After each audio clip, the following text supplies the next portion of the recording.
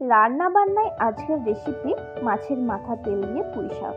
কড়াইয়ে তেল দিয়ে কিছু সবজি দিলাম, আলু, বেগুন, মূলো, কুমড়ো, ঝিঙে, শাকের ডাঁটা হালকা ভেজে পরিমাণ মতো লবণ, হলুদ দিয়ে একটু নেড়ে চেড়ে শাক পাতা দিয়ে শাকটা হালকা সিদ্ধ করে নিলাম।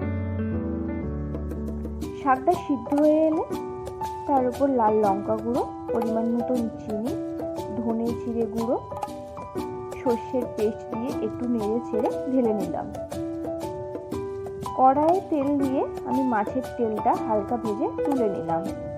সেই তেলের উপর শুকনো লঙ্কা, তেজপাতা, গোটা জিরে, পেঁয়াজ, রসুন কুচো, সিদ্ধ করে রাখা শাক হালকা ফুটিয়ে মাছের মাথা ও বড়ি, স্বাদ মতো লবণ দিয়ে নেড়ে চেড়ে পরিবেশন করলাম। আমার চ্যানেলে আরও সুন্দর ভিডিও পেতে চ্যানেলটি সাবস্ক্রাইব করুন, লাইক কমেন্ট করতে ভুলবেন না।